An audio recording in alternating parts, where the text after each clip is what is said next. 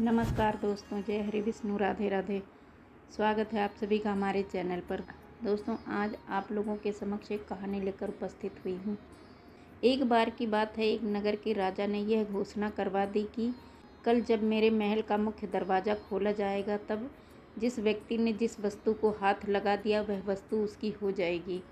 इस घोषणा को सुनकर सभी नगरवासी रात को ही नगर के दरवाजे पर बैठ गए और सुबह होने का इंतज़ार करने लगे। सब लोग आपस में बातचीत करने लगे कि मैं अमुक वस्तु को हाथ लगाऊंगा। कुछ लोग कहने लगे मैं तो स्वर्ण को हाथ लगाऊंगा। कुछ लोग कहने लगे मैं कीमती जेवरात को हाथ लगाऊंगा।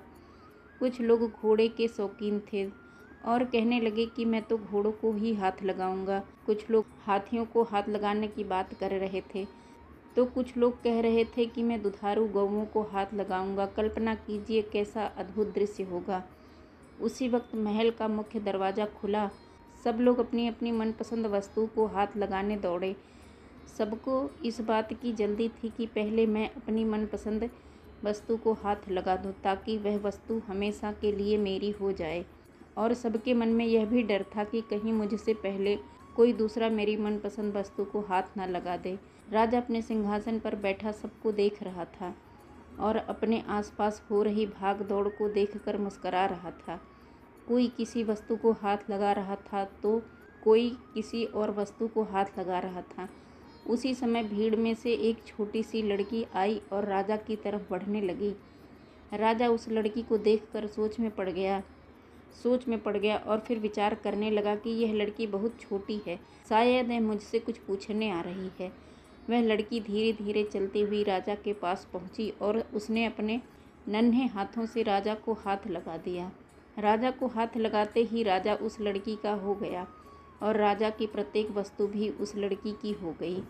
जिस प्रकार उन लोगों को राजा ने मौका दिया था और उन लोगों ने गलती की, ठीक उसी प्रकार ईश्वर ने भी हमें हर रोज़ मौका देता है और हम हर रोज़ गलती करते हैं। हम ईश्वर को हाथ लगाने अथवा पाने की बजाय ईश्वर की बनाई हुई संसारी वस्तुओं की कामना करते हैं और उन्हें प्राप्त करने के लिए यत्न करते हैं। पर हम कभी इस बात पर विचार नहीं करते कि यदि ईश्वर हमारे हो गए तो उनकी बनाई हुई प्रत्येक वस्तु भी हमारी हो जाएगी। ईश्वर बिल्कुल माँ की तरह ही है। जिस प्रकार माँ अपने बच्चों को गोद में उठाकर रखती है, कभी अपने से अलग नहीं होने देती, ईश्वर भी हमारे साथ कुछ ऐसा ही खेल खेलते हैं।